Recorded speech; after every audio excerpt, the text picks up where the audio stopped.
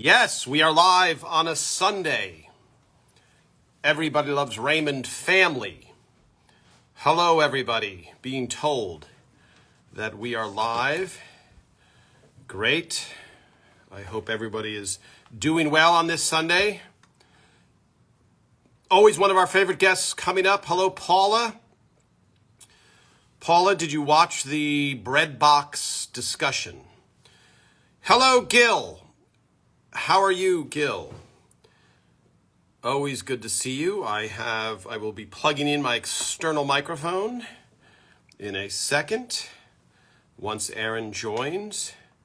Hello, all those little things. Hello, everyone. I have not plugged it. Yes, hello, Leo. Hello, Perth, Scotland. Welcome on board this Sunday as we celebrate everything Everybody Loves Raymond, the series that ran from 1996 to 2005, 210 episodes, 48 degrees in Chicago. That's summertime weather for Chicago. And it is, yes, I'm looking at some of these. Hello from windy, are you in, Karen, you're on a windy, you're in Britain and it's windy. You're in the UK and it's windy. Hello, Palm Beach Gardens, welcome. Hello, Heidi. Hello, Roger. Nashville, Roger in Nashville. Meredith, you love this little podcast slash show slash celebration of Everybody Loves Raymond. I don't know why I'm shouting. Hello. Hello, Allie from Houston. 27 degrees in Westbury, New York. Westbury is that Westchester County we're from? Arizona must be fairly a decent temperature. Hello, Kyle. Where are you again in New Jersey? We are competing against a Roy Orbison documentary. Yes, Teresa, you bought a new vacuum and your husband asked if it had the wow factor. Wow, Paula, a snowstorm last night. I don't want to report. I think it was a high of 80 degrees here. Hello, Holland, Michigan. Holland, Michigan, where is Herman Miller? Is Herman Miller near you? Because I think I did a tour of that place. All right. We are going to be talking to Aaron Shure, one of our favorite guests. We'll tell some backstories. Some backstories, and we will be exploring the Ingrate. Miller. Is Herman Miller near you? Oh, yes. We have a very frozen Aaron. Oh, no, I'm frozen? There you go. Aaron, are you in your butler quarters? Because your butler doesn't have as good a Wi-Fi. You're perfect now, Aaron. A little frozen again. I'm hoping that I'm not frozen and only Aaron is frozen because I'm looking good. Yeah, according to my thing.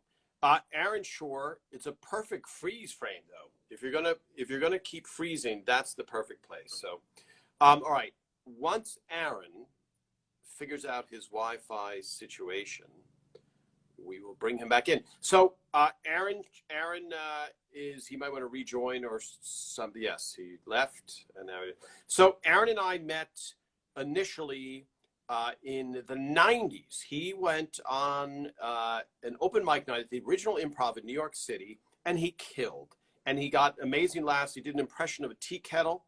And I went up to him. I said, hey, if you ever want to work and do different stand-up gigs here on the East Coast, I can help you. So I brought him to a gig in New Jersey, picked him up at the Improv, brought him to a gig in the Sticks of New Jersey, Lake Hopatcong, New Jersey. And he went up, we did our show, and then I did not see him again until second year of Everybody's Raymond when he was sitting in an office. And I said, this guy looks very familiar to me. And it was the guy that I saw one night. Yes, Aaron, perfect entrance. So You're telling the upper deck story. I finished it. I left out the part that you would add. But How's my audio, by the way? Is it adequate? Because I'm trying to figure out how to plug this thing in. It sounds really good, but if you want to, we will absolutely wait for you to plug it in. We have all the time in the world, Aaron. Can I plug it into my phone? Would it work on my phone? Probably not. Are you on your phone? I am. Yeah, I couldn't get my computer to work. Well, it doesn't work on your computer. Yeah, you cannot go live from your computer. Ah, well, that explains that. Okay. Yeah. Well, then I could get my ear pods if you think that might be better. It sounds good, Aaron. All right. Just find a home so people don't get seasick. Okay. And we'll. What happens if I turn it sideways? Does this work? What if I do Then this? you're sideways. Yeah. Upside down. Now. Yeah. Welcome everybody to old.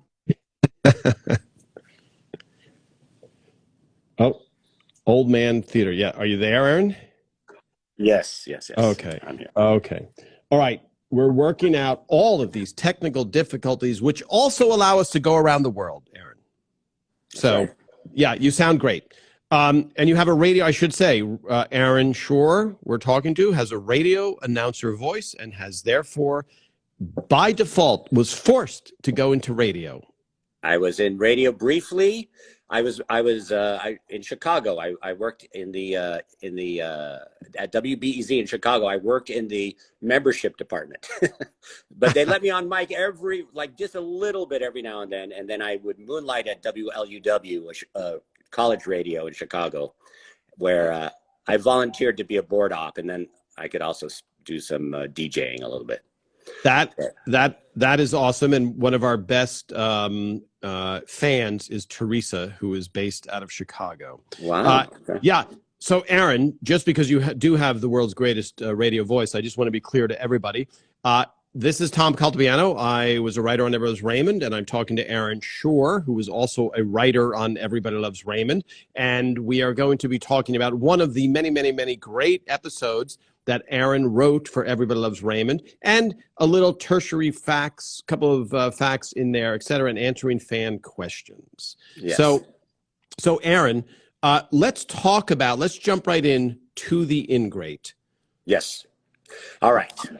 Speaking of, it was inspired by an event that happened in my life, but when I watched it, I just watched it in preparation for this.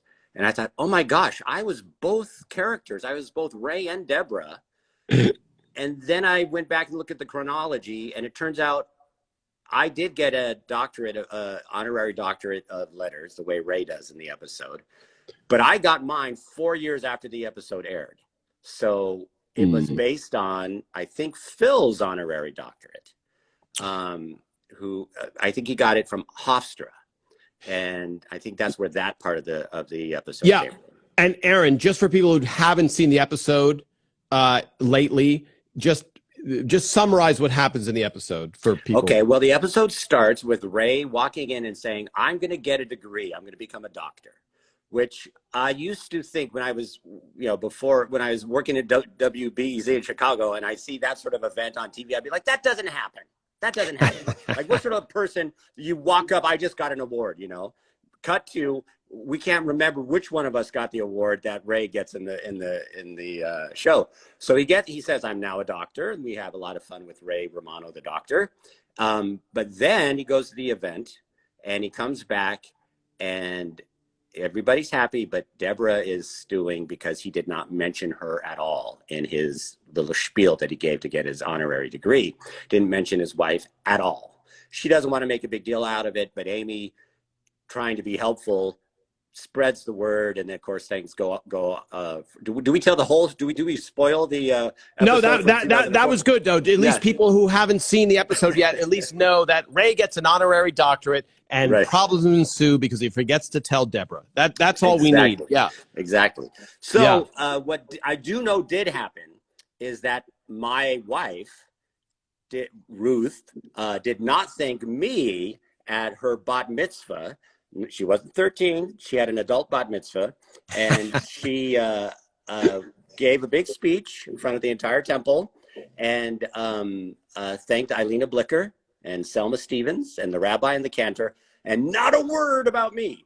So after the event, I was thinking, okay, well, I wasn't that helpful, really. I didn't actually help her prepare for her bat mitzvah that way. In fact, I kind of had a bad attitude about it. So maybe, you know, maybe it shouldn't hurt my feelings, and she was right not to thank me. But yeah, it bothers me, and I tried my best. I avoided her immediately after because I knew I would. I'm not good at hiding my feelings. She would see I was a little stung, and I didn't want to ruin her event. But eventually, when I brought it up to her, I was like, "You didn't mention me at all," and she's like, "Oh my God!" And she felt terrible, right? She felt terrible. So then 4 years later, when I got my honorary degree, I was very careful to thank her. There's a whole paragraph I gave when I thanked her. But my sister, one of my two sisters, who drove 7 hours to be there for the event in Colorado Springs, Colorado College, I had written thank you stuff to her, but I went off book. I was improvising. I tried to get some laughs, so I did not thank my sister. And as soon as I walked off stage, I see my sister and my niece sitting there, and I felt like such a schmuck. And so it brings up this sort of the universal issue of who gets credit and how important is it to give credit, especially for the people who don't even know, like if you're getting an award, they don't know your lawyer, but you're going to thank your lawyer or not. So I do want to thank my sister Brandy, though. I feel terrible that I didn't thank Brandy when she drove to see me. And I have it here. I have the speech where is it? I have the speech where I was going to thank her. It's right here. So I just going to say that I was very proud of her and all the things that she overcame in her life, and very proud of her, of my niece, my niece, her daughter, Hannah, who is also a really amazing young woman. And so that's my, I'm trying to fix it now. I see. Yeah, I see the revisionist history happening right now, and you're trying to get out of hot water. But I think, Aaron, it's such a common thing. You hear that from award shows, because in award shows, also, especially award shows, because you only have 2 minutes, and it's like, hurry up, wrap it up is the thing that you go. You have no excuse because you have unlimited time, basically. Right. When you're giving a doctorate, there is no. Yes, I should have thanked my sister, but now I have to thank my other sister, Holly, who didn't come. But if I'm thanking Brandy, I got to thank Holly, then I got to thank my brother Joel, and then my other brother Tom. So yeah. I think that covers everybody.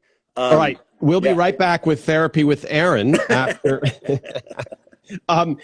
So now, Aaron, just because these are huge fans, obviously, of Ed Rose Raymond, you have this terrible thing that happens to you potentially in real life, and Phil gets a doctorate. So I think just for everybody, because someone said I'm near Hofstra. So Phil, who just give me 1 second there. Yeah, let me just take a step. Phil went to Hofstra, and so you'll see Hofstra entered a lot you'll see mentions of Hofstra on the show. And Ray's brother, Richard, went to St. John's. So that's why you'll see St. John's and Hofstra mentions. But I think Phil, because he's Phil is a big shining star in Hofstra's history, got that doctorate. And I remember, because someone asked about the cap and gown, and I'm pretty sure that was Hofstra-esque. But I'm not 100% sure, but I'm pretty sure it was. So now, Aaron, let's go back to you. You have this bad event, which your life has been terrible, which is good for us in comedy, okay? You've done a lot of uncomfortable things, which we've talked about in the past. You erased your wedding tape with an Ed Rose Raymond episode, right? And so now you have this happen to you. And do you go into the writer's room? Do you go into Phil? Like, what was the genesis? Yep, I was like, good news. I had a horrible event at home. I so annoyed my wife that she decided, subconsciously, I think, not to thank me during her bat mitzvah speech. I think Phil went, it's time to give Aaron a script. We'll combine that with my honorary degree, and there's a show for you. Yeah. Well, you need that event, the honorary degree.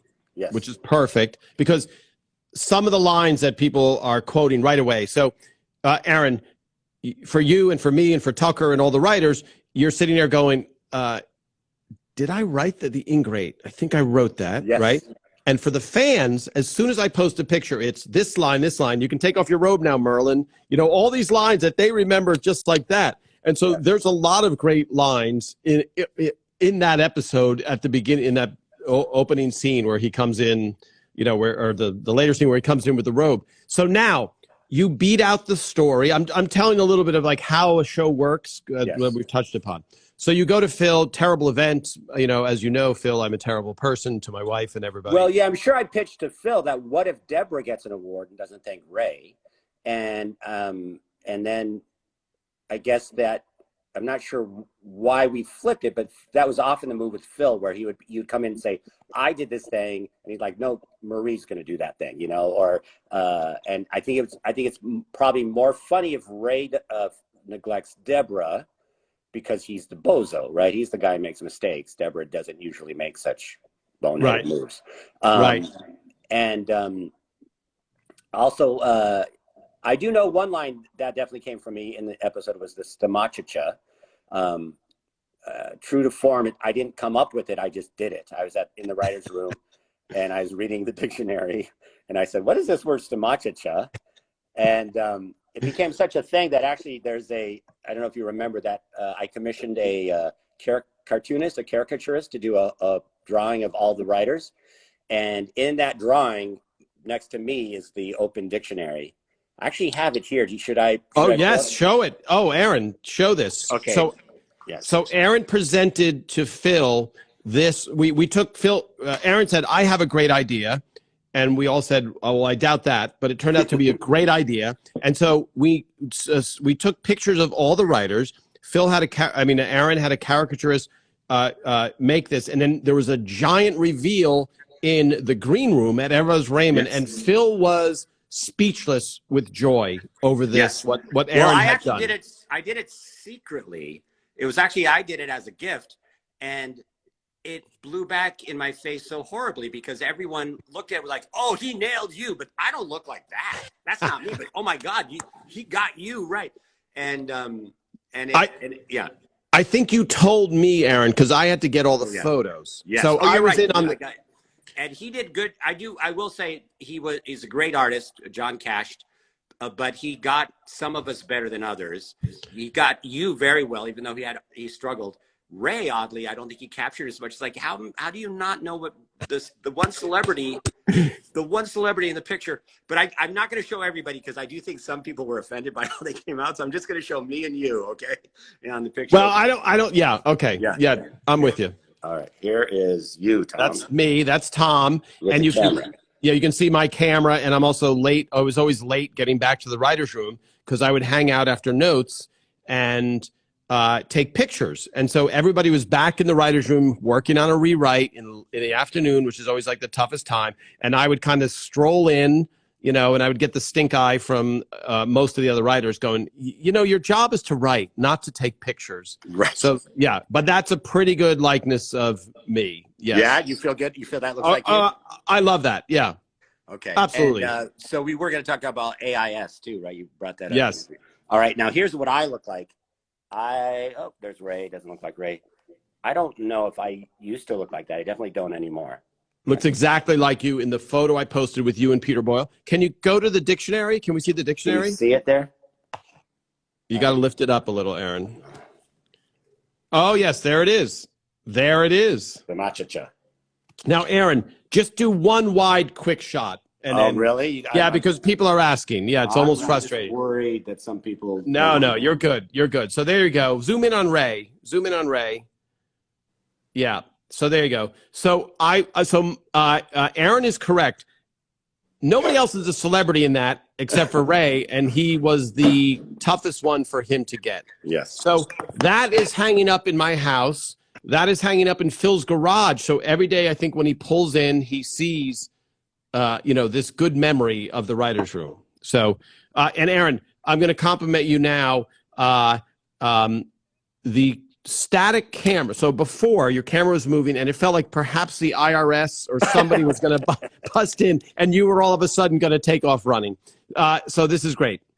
So now you bang out kind of the story where Phil goes, and Phil had this brilliant way of being like, what about this one little fact? And it completely makes the story work. Yes. And you would be like, oh, yes, that would be perfect.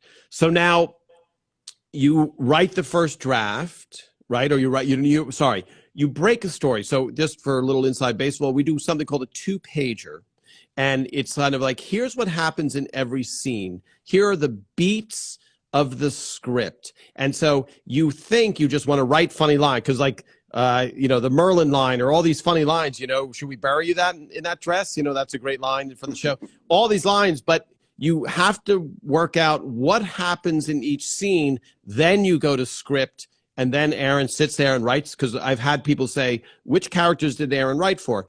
You write the script from beginning to end. So Aaron goes off and writes that script. And do you remember, was that a tough one to write, or? It was, it was hard to find the end of it, right? Because you just feel bad, right? And so I thought the move that I think Phil came up with, that she bucks him up, he's feeling insecure, and she's like, you can do this, and then he forgets to thank her, and then on the tail end of it, he's says, well, you buck me up, but only after putting me down, and you make sure I don't come out ahead of you. Yes. So you got it to that sort of the power dynamic in a relationship. And then the move at the end where Ray finally gets fed up with everybody and does sort of an ironic thank you to every member of the family. That was also another move where, unless you've been someone who gets awards, you don't even know that there might be a downside, right? There might be it's hard to, always take this side of the person who's getting lavish with praise and who's got all that sense of achievement.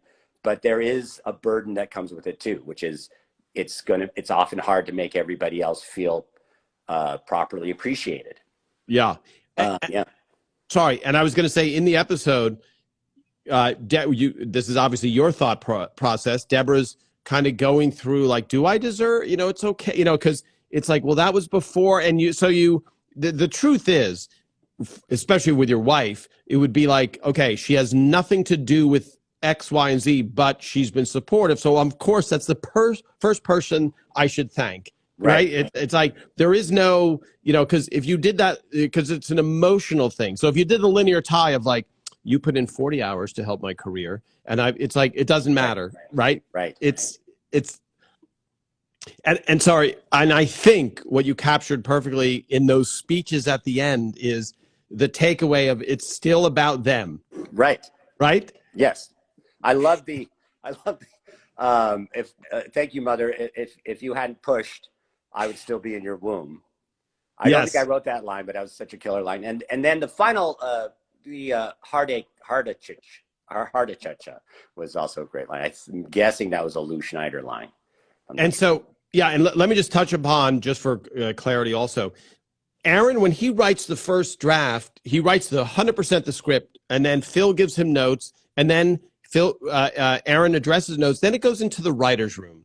And so everybody reads it and comes in. And then Phil goes, okay, page 1. Does anything have anything on page 1? No. Great. Okay, next page. But I think I have a better joke here. Okay. And then Phil was very democratic. So he'd be like, Aaron, are you tied to the joke that you have? And if Aaron's like, you mean the best joke ever written? I am, Phil. And Phil go, okay, I'll tell you what, Aaron. We're going to let that live. And if it doesn't get a laugh at the table read with 40 people who don't know that we've just had an argument, if it doesn't get a laugh, I'm going to give you the stink eye, and then we're going to, we'll replace it with something funnier. So when Aaron is saying, oh, I didn't write that joke, it's because there's an opportunity for anyone in the writer's room to come up with a funnier joke and put it in the room. And also the night of filming to come up with a funnier line. So, but just to be clear, Aaron wrote the script. So it's, until I was writing a show, I didn't know what it meant to table a script, or what does that even mean? How collaborative it can be. And it varies from show to show. Some shows, if you come up with the idea, you write it. Other shows, someone else comes up with the idea and you write it. It can vary greatly. In terms of people are sort of wanting advice about like writing, there's something we do in this episode that is it's a very smart thing to do. If you want to have a character that everyone's supposed to like, have an opinion that would normally not be acceptable, let them have that feeling, and then have them say, and it drives me crazy that I feel that way. Then you're like doubly on their side. So like Deborah's like, I don't want this to bother me, but it bothers me. I'm not saying she shouldn't have been bothered. She should have, but as a general rule, it's a great technique. Like I don't want to be angry at a kid, but I am. That's a likable person, right? As opposed to so it's a great technique. The regretful holding of an opinion is a great dilemma for a likable character to have. That's awesome because it humanizes it, because we Right. all beat ourselves up for going, I shouldn't be jealous of them, but I am. Oh, it's eating me alive, but I shouldn't be because I'm a good person and it shouldn't bother me, but it's really, I want to, that's great. Aaron, I want to get back into longer conversation here, but let's knock off a few questions. From Karen Cooney, yes. How long does it take to write a whole episode? I'll let you answer that. Well, if you really had to do it from nothing to an actual episode, and you didn't have to wait for anyone else's opinions, it could be done almost take at least 3 days, right? But when you're doing it professionally, it's going to take about 3 to 4 weeks because you have to go through all those steps. Also, the one you write in 3 days from zero to complete is probably not going to be very good. Although there are some people who are that talented, it's just a ton of work. I think it's Garrison Keillor who said that writing's more like dentistry than anything because it's small detail work. So yeah, you come in with your idea, you run it by the room, kick that around for a day or two. Then the room will come up with an outline. You work with them on an outline that could take 3 days. Possibly one if it's really easy. And it also varies on the show. On the Office, it would take us longer because on Raymond, we have 1 act break, 1 story. Very rare. Hardly any shows, even then, that did that. On The Office, we'd have 3 stories and 4 act breaks. And it had to pan out through the whole season. So it took us more thinking it through, whereas on Raymond it's like we're gonna have a great inciting incident, we're gonna have a great complication in the second act, and then it's just got to be funny and relatable, which is the hard part. Yes. Sorry, so if push comes to shove, just to answer it in a succinct way, once you've worked out all the story stuff, which is the hardest part, if Aaron has the Ingrate, okay, I have the 2-pager, I know what's happening in every scene. If you, as a really good writer, can write 5 pages a day, and a script of Raymond is 40 pages, if you can write 5 pages a day, you've done really good work. And that means 5 pages of really solid dialogue, maybe a couple lines get replaced.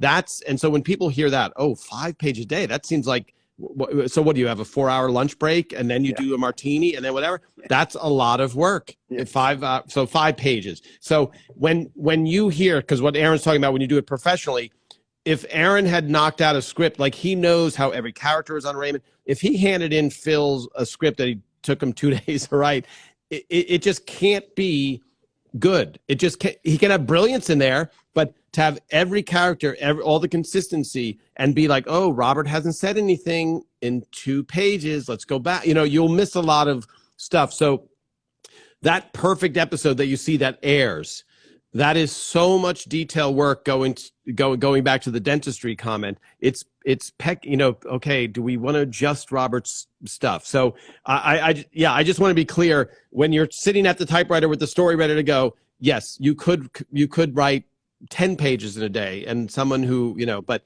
to make it so, because Aaron at some point has to sit in the writer's room and other writers are going, seriously, Aaron, really? Right. Like the second act, there's what, really? So you don't want that. Okay, Aaron, a few more questions from Leo back. Is it harder to write an episode that comes from real life versus one that's made up whole cloth? It is harder if you're writing alone. It is harder to do real life because you don't have perspective. But if you have a writer's room of good writers, they're the ones that can say, you know what, it'd be better if Ray did this, not Deborah, and give you that perspective. And then it's actually easier, right? Because then you're just, well, then what happened? And is it believable? Sometimes the real life is less believable than I have a folder on my phone of things that happened, I know in real life, that you could never actually do because they were too coincidental, Yes. Not believable moments. But yeah, so I'd say generally speaking, real life is better. It's less work as long as you have perspective. Yeah. And I think, Aaron, that's a text from me. It said, pick it up a little. That was my text to you. Just pick up the pace a little. Well, I got a text earlier from Ruth, my now ex-wife. I was like, oh, is she watching? Did I just say something bad about her bat mitzvah? Luckily, it was. She doesn't have power over you anymore, Aaron. And so, so I was going to butt in because it was perfect comedic moment when Aaron said, I didn't thank my wife, now ex-wife, Ruth. Yeah, but what were the ramifications? Well, she's now my ex, but it was not that. She had so many good reasons. She was like, Your Honor, reasons for divorce. Your Honor, I give you Everybody Loves episode. Yeah. Season 2 through 9. So yes, just to go back, yes, Aaron is the one who taped over his wedding with an episode of Raymond, and we made it a football game. And now, Leo, another question.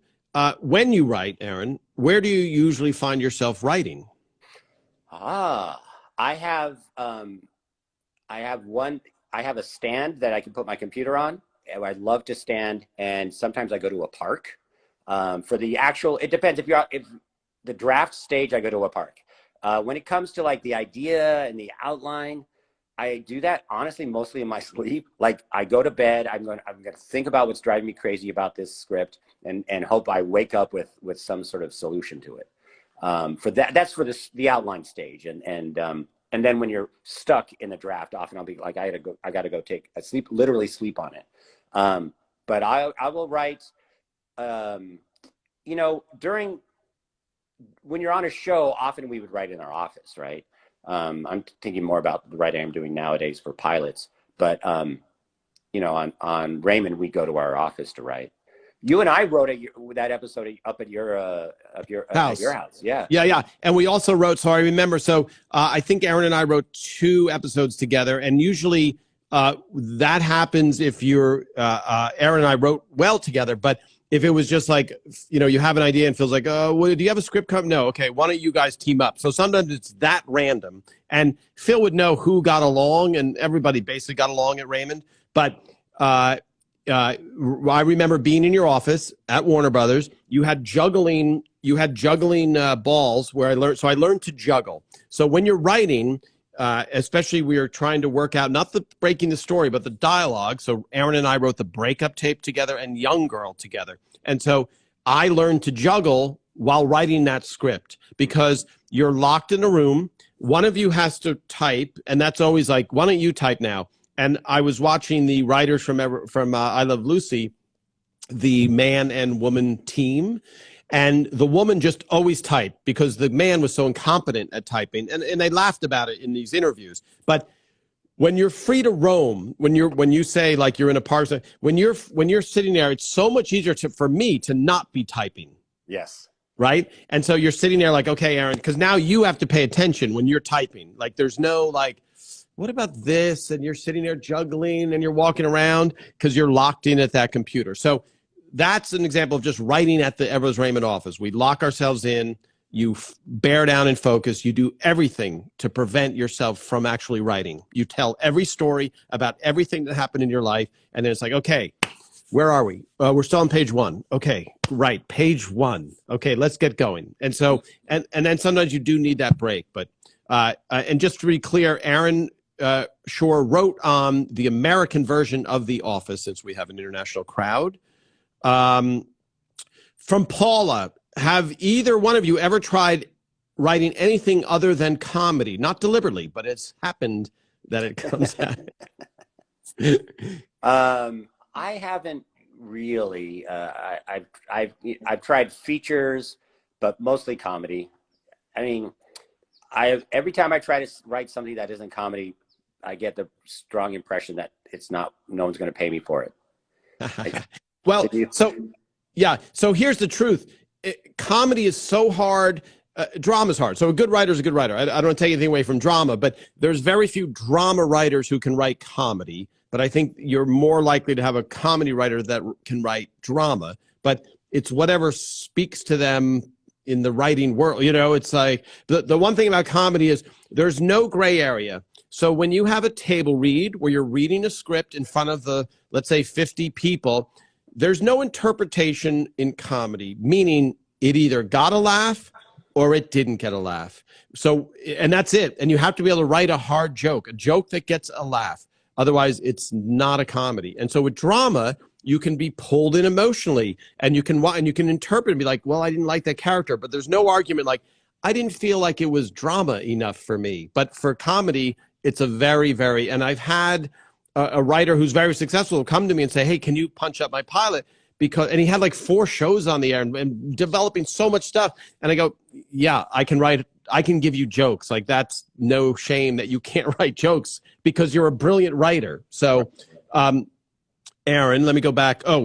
So here, just to clear up also, someone saying I was listed as producer. There's actually co-executive producer. What input did I have? So just to be clear, because it's so hard, even for me, I'm like, how many titles? Like, who are these people? So the writers are all writers. We all are writing. We're all doing the exact same thing every single day. There's no one other than Phil and Ray who had more responsibility per se than a writer. So we're all sitting in a writer's room. So I could be a staff writer, and now I'm talking to Aaron Shure, who's a story editor, we're all sitting there doing the same input into the script. So it's really title, money, it's money, etc. So on Raymond, at least, Aaron Shure, staff writer, versus Aaron Shure, executive producer, did exactly the same thing every single day, except for he drove a better car as his title went up.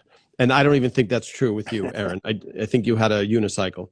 But just so we all had input the entire time, all the time, the same amount of input, other than Phil and Ray. They had the big input. But for the most part, as Aaron said, it was a teamwork thing. So it was a very, very, very collaborative, democratic thing, because we all look better if whatever the funny thing is in. So whoever's funniest lines are in Ingrate, either it was Aaron Shure or somebody else, but Aaron Shure looks good because somebody came up with that funny line in the Ingrate.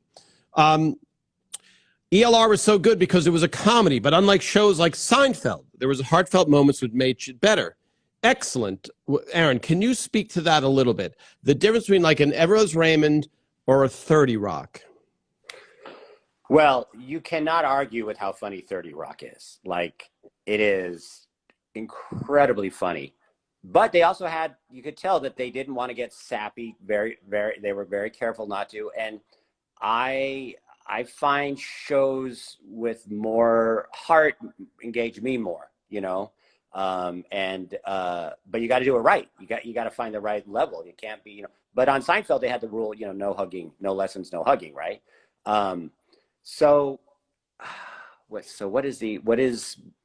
It's really about genre, right? It's about, even with the genre of comedy, you have small, you know, you like, Always Sunny is also like the longest running live comedy ever. So you cannot argue with how good it is.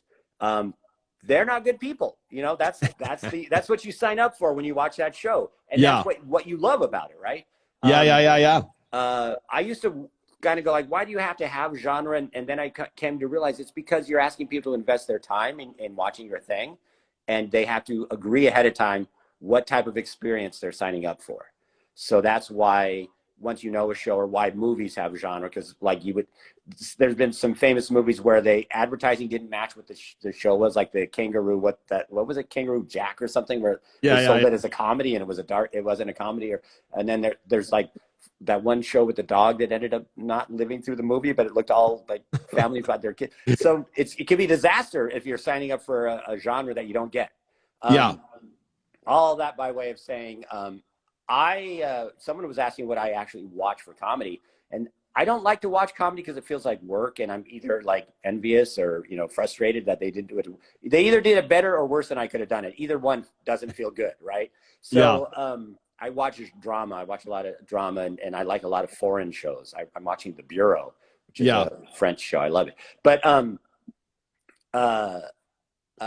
in terms of comedy, I watch a lot of Instagram, like for short, and I like some sketch shows. I think you should go now. I think you should leave now. That sketch show. Yes. Very, very funny. Yeah. But that's why Aaron, Yeah. So I think that what Aaron said, fantastic way of crystallizing it. So There is no funnier show on the air than 30 Rock. You're not invested necessarily in the characters, but the people who love 30 Rock and Arrested Development might totally find Everett Raymond to be dull and boring and, Right. this banal thing about married life, etc. But if you're looking for long-term investment in the character where you really feel like you know the character and know how they're going to act, you ground it in reality and make that funny. Right. And so, and that's what an Everett Raymond or All in the Family or whatever. And Seinfeld is pure joy. It's comedically like you're just loving these specials, this minutia of, Well, after a while, if you watch a show long enough, you will become engaged with the characters. I'm sure people were very interested in what happens to Liz Lemon, right? Sure. But sort of initially, if you're only going to watch a few episodes, Raymond was more about small emotional things, and they went for bigger laughs on 30 Rock. Yeah, absolutely. The first time I watched 30 Rock, I'm like, that's more jokes, great jokes. And I can't imagine having that many funny jokes in a Raymond episode. I'm like, that's just so impressive. It is. Yeah. It's like, wow. Yeah. If you have that many jokes, they have to be good. They can't not be good. Yeah. Whereas on Raymond, we'll just go really low. Oh, little joke, Yeah. Here's a question. Did Brad Garrett have input into the script to make it funnier? Did you Brad? Can take it, Aaron. Did Brad Garrett? Yeah. Not in terms of the writing, but without Brad, it wouldn't be funny. Like, he is the reason. It's kind of like he is the reason it's funny, right? Yeah. I think the answer to that is exactly what Aaron said. And the mechanics are such that we're in the writer's room. So Brad doesn't see the script because no one sees the script, not because we're keeping it a secret, but we're trying to finish it, make the script funny. Once it's in the hands of the production for 1 week, Brad has any input that he wants to have. But having said that, writing is such a specific thing. So what Aaron's saying is Brad elevates the material to make it A+++. But Brad's not in the writer's room 3 months earlier when Aaron Shure comes in and goes, I didn't thank my wife, so I have a story idea. Well, Brad is busy acting, so he's not going to. So Brad, during that 1 week of production, he can say anything. He can be like, Phil, could I say this here? Oh, yeah, go ahead. But it's not, it's such a laborious, hard process of writing that you wouldn't even want to encumber Brad with that. Or Ray, and Ray was in the writer's room. So that's just, it's more the mechanics. So it's not that Brad couldn't come up with something funny for the script. It just, and what you said, yeah, without Brad, we are not good writers because the performance is everything. There must have been a certain amount of ad-libbing from Brad and Ray, not too much. Not as much as other shows. Yeah, we didn't have that much ad-libbing. Someone asked if I could write for any show, Magic Wand. I would love to write for Insecure, which is no longer partly. It's a magic wand for multiple reasons. For one, it's just wrapped, but but that would have been a great show to write for. But what else? Cheers I would love to have written for Cheers. So Cheers, I don't know for the international audience if they know Cheers, but Cheers is such a beautifully written show, and I've had Ken Levine on here who wrote on Cheers, and it just was exquisite. The characters, everything. That is just a killer show. I'm very curious if you guys get it over in the UK. And Aaron, because do you ever rewatch Everett Raymond episodes? And if it comes on, you'll watch it, but you don't pop it in. No, I rewatched this in preparation, and it's great to lose your memory because you're like, wait, what's going to happen? I can't wait to see what I wrote. You can enjoy it almost so I have to say to the fans out there, for us, because I do also, I'm watching a lot more than I have in the past 15 years, and I'm like, oh, the Ingrate, okay, what happens there? I have photos from it, but let me see how oh, that was good. That's funny. That's really funny. You really enjoy it. Thank you, Karen. Yes, Cheers was big in the UK and is on now just before Everett Raymond every morning. Great to know. Yeah, a great, Paula, great. Yes, good. Cheers. Shout out to Cheers. That's one of those things where you're like, oh, I wish I could Brad is a comedy genius. Yes, Karen. Did any of the actors push back and complain about the lines they were given. So you have to know that it was such a collaborative process in such a family setting that that the tone was set by Phil and Ray. So there was no confrontation. It was just a conversation. Like Brad would go, I feel like this line's a little clunky for me, or is there something? So that's what would happen. And Phil would say, let me look at that line. So there was never like, I'm not doing this, especially once you got to season 2 or 3. Once a show is a success, it helps everybody. Everybody trusts, right, and calms down. And what's hard is if a show's struggling and that isn't doing very well in either ratings or reviews or other, then everyone starts to pull a different direction because everyone's not sure which way we're all going. But if the show's a success, it's like, this is working, everybody. We can trust the process. Listen to Phil, basically. Yeah. And I think because it's such a black box thing of comedy, meaning we very often don't know what the audience will find funny. We are close to knowing everything we think the audience will find funny, but you find out in front of the live audience. And so until you hear that live audience, we can be like, Aaron, you're a comedic genius. I know, Tom. I know I'm a comedic genius. And then here's 200 people that go, who's the genius that wrote that line that got 0 laughs? Yes. It's not funny. And you go, let me go back to the drawing board. So, what?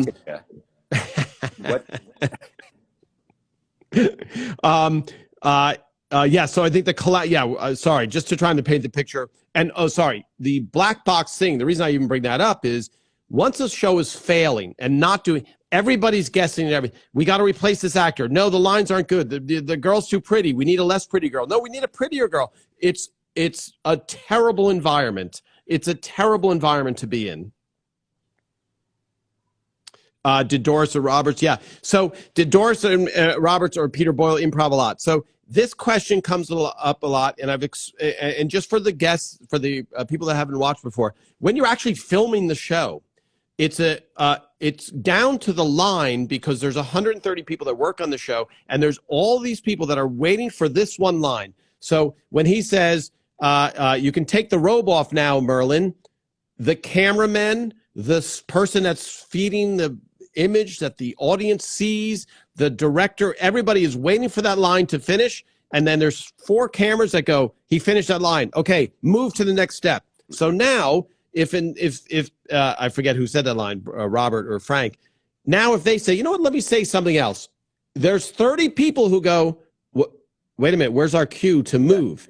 So even if you had Robin Williams, who can brilliantly, ad lib, he can't change the lines without causing chaos. So you're limited by the mechanics of the show as much as anything else. So they could come up during the week with lines where there's no ripple effect, Aaron, what show from Bobby? Excellent question. Bobby in Hawaii. What show did you watch as a kid that influenced your comedy writing?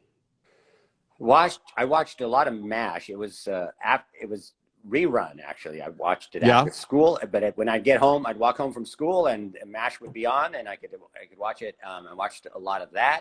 But I didn't watch a lot of TV growing up. I spent a lot of my childhood was actually in Costa Rica, where we didn't even have electricity, so I didn't watch all of the But I really enjoyed MASH. I think what else? Cheers, like I said, and then later Frasier.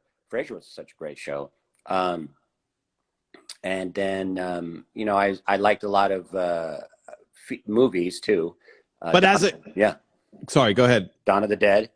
I'd go see Midnight Showing of Dawn of the Dead. I don't know if that influenced my writing or not.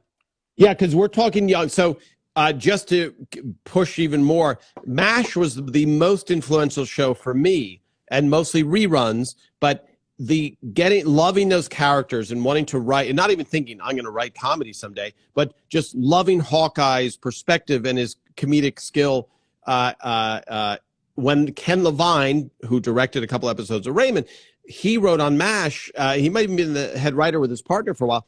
And I instantly was like, and I don't probably, because I was always taking pictures and I was always in the mix with the cameraman and I tended to talk to more people, and translation bother more people. And so I would talk to Ken Levine about MASH, and as we're talking about it with Raymond, we know what Patty is like off camera. We know what because we're working with them for 9 years, and so with Ken Levine, I'm like, okay, what is Gary Berghoff? What is Radar like? What is Gary? You know what I mean? Like any little morsel of like any little tidbit of anything, which was fantastic. But I think MASH, especially, those Larry Gelbart beginning things was just brilliant writing. And also, like, what was it like in Korea? And he's like, we were actually just right next to Malibu. Yes. So for those of you that come and visit California, it burned down twice now, I think, the area, but they have the actual place where MASH took place, where the helicopter pad, that is still 100% there. And they had an ambulance there. They had the signs there, et cetera. Although, let me go back, Aaron, and not miss anything, because people, so I think, eventually I want to be able to, for the fans, make mugs and stuff, anything from Raymond era, right? Make something, that's perhaps, like that, only without Phil's food, but a mug and AIS seems to be such a hit with people, and people use it all the time, including myself.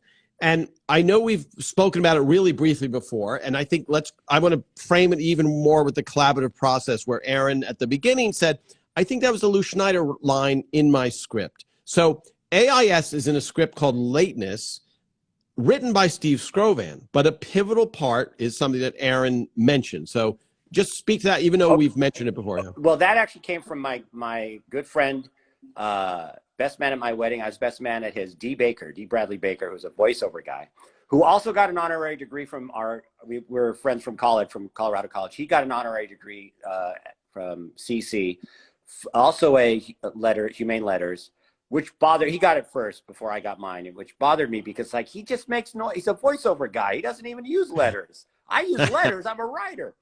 So Dee's dad, Buddy Baker, a great jazz musician and jazz teacher, very particular about leaving on time. So he had a family rule of AIS, means ass in seat. And if your A wasn't in the S, he would leave you behind. Dee's brother actually one time got left behind because he wasn't on time. So that's where it came from Dee's family.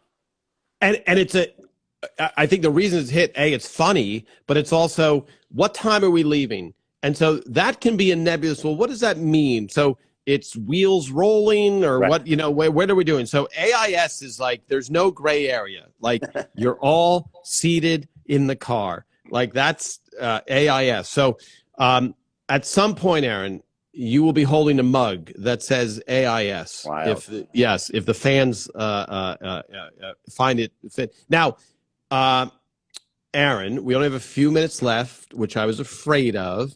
But I posted a couple pictures from within the filming of the episode, and you're standing next to, I think you're standing there right next to Phil, who's giving notes to Ray, I think. And let's just talk about when look, my sister Brandy just joined, Brandy, I thanked you earlier. Gee, I didn't hear that. I didn't hear you thanked your sister? Yeah. No, yeah, I thought you thanked your other sister, Aaron. You thanked this sister? Yeah. Yes, I thanked Brandy. Brandy, the episode was about Ray didn't think. I'm sorry, guys. I have to talk to my sister. Do you mind if I pull the show over for me? Go ahead. We'll wait. Ray didn't thank Deborah in this episode, and I brought up how I forgot to thank you during my honorary degree at Colorado College, but I did earlier. It's going to be on the. So thank you, Brandy. You inspired me. Okay.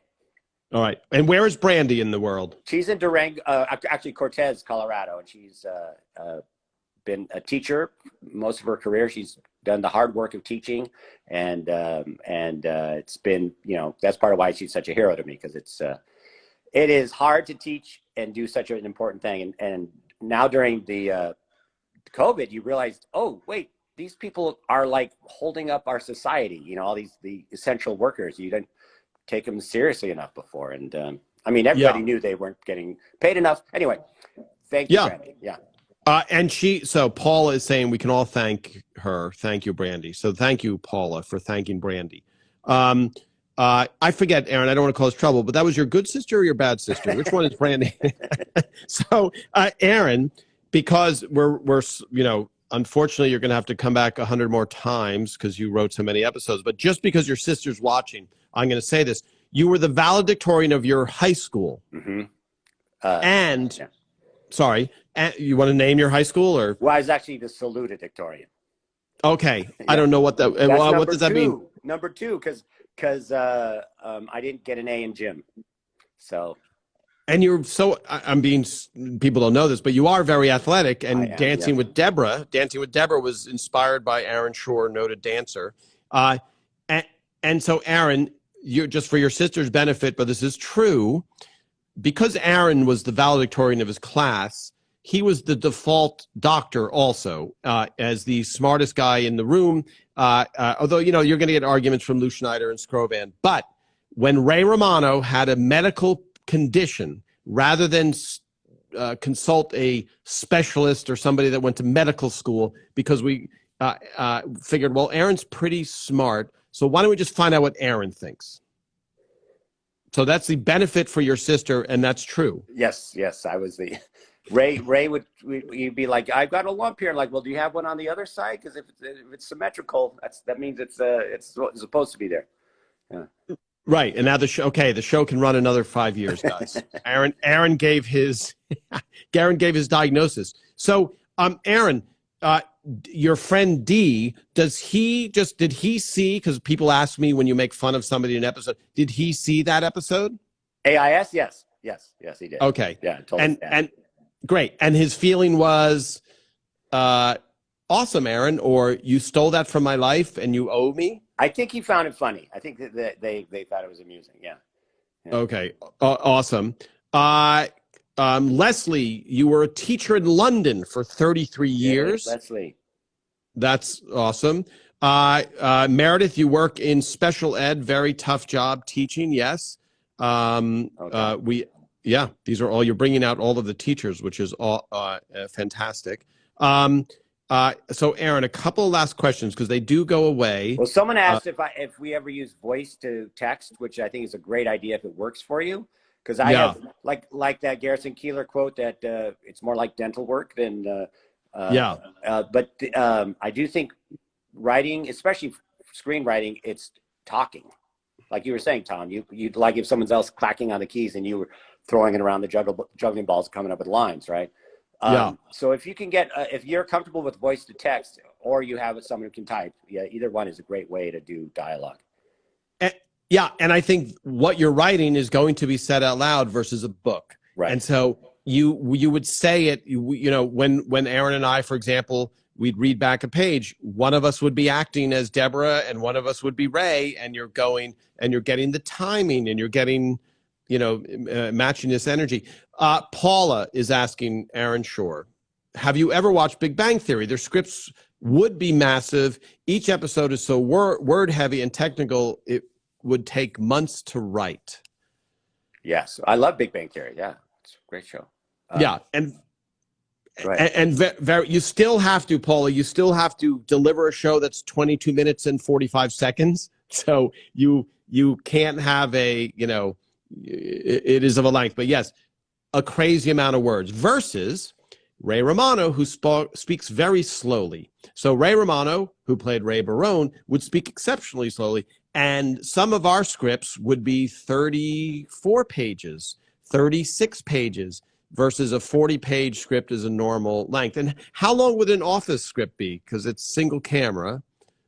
We would try to keep it 36, but slightly different format, but 36 pages. We would overwrite. Also, it was different because we would end up cutting up to 30% of our pages would end up cut. On Raymond, it was completely different. We would have a spread. We'd have a huge laugh spread, but we would not lose really hardly anything. Wait, so you would shoot those 30 pages? We would shoot. Yeah, wow. We could shoot because we could shoot up to 11 pages a day. It's totally different. We didn't have a stage. We didn't have an audience, but we could shoot up to 11 pages a day on a 5-day shoot. Yeah. Yeah. So Aaron, just for the people real quickly again, when we did a table read, we know that the episode has to be delivered at 22 minutes, and I think it's 40. I think it's 45 seconds. Let's just say 23 minutes exactly.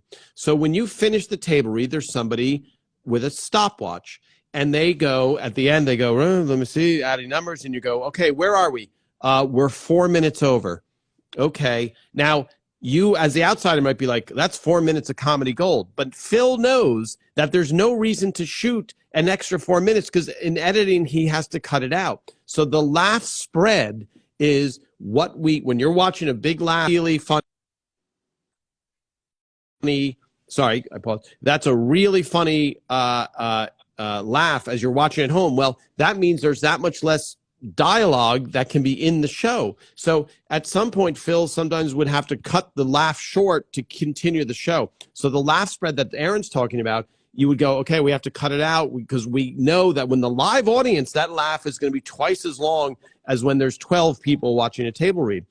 So what Aaron is talking about, which is shocking to me, is that they're shooting an extra 30 pages and then because on The Office, because they're doing a lot more editing. 30%, not 30 pages. Like, so we'd cut 5 pages maybe. Yeah. Okay. Well, sorry, 30%, which is still astounding to us. Yeah. Yes. That's it's a totally different creature, you know, shot differently, paced differently, no laugh at all, you know, but you'd still have to feel it in editing. You go, okay, that was really funny. What you want to have a little air there for people to appreciate how funny that was before we move on to the next thing. Yes. Yeah. Different thing. But random thing I wanted to bring up, Tom. Yes. This aired March 1st, 2004, the Ingrate, and it was watched by 17 million people. Wow. And now that doesn't compare to today because it's such a different world now. Yes. But like Yellowstone is a huge hit, and they like unbelievably big hit. 9 million people watch it, you know? Right. But it's just a different metric now. Okay. So for a little bit of reference, you live and die by your ratings in American network television. There used to be 3 networks, ABC, NBC, and CBS. A hit show in the 70s might get 30 to 40 million people watching. So we, on Everett Raymond, we were the beginning of the end of the 3 networks. So we, on our finale, I think we had 30 million views. We would normally get like 19 to 20 million views, and slowly that cumulative audience eroded due to all of the other sources. So when Aaron says 17 million, that's huge number, okay? But when we look back on All in the Family or MASH, we're like, only 17 million people watch us. Now a hit show is, you know, you have shows that are on the air and they're getting 2 million views. Everett Raymond would have been canceled fast. Your head would spin if we got 2 million views, and that's a hit. So some shows are getting, you know, 500,000 views, and they're still, you know, critical darlings, and they still can stay on the air. But that's the segregated, not segregated, there's just fragmented audience. So there's so many different sources now, and so in the 70s, one giant hit show and one appearance on Johnny Carson, half the country, it felt like, knew you. And now it's like, how many Tonight shows? I've been on 16 times. Oh, I never saw that. That's interesting. You know, I can't watch all the shows my friends are writing on, you know. Yeah. Yeah. And so I think, and then we can wrap it up, Aaron, the way to become a giant known entity is a sitcom which runs in syndication. The moment Ray was in syndication, the moment Everett Raymond was in syndication, Ray noticed the difference because you're seeing this face night after night after night. So giant rock star, sitcom, but now you can be in a giant sitcom and 4 million people see you. And so it's a very, very interesting time in society, but also this exists where you and I are talking. There's a very selective few who love the show, love hearing every word that you're saying. And if we pitch this show to the network, they go, 2 knuckleheads talking about a dead show from, oh yeah, let's sign that up. And so this niche type of thing is perfect. Yes, I'm from the East Coast. There was a question about my pronunciation. I've been outed as an East Coast spy. All right, Aaron, again, all the questions go away, so I'm just going back and scrolling to make sure.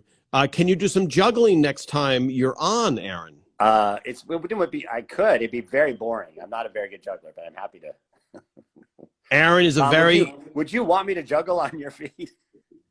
I'll tell you what, Aaron. When we've talked about every episode you're written, so we're now probably 5 years from now. Yeah. I'll be like, Aaron, it's juggle time. So I'm going to close on this greatest piece of trivia ever about Aaron Shure.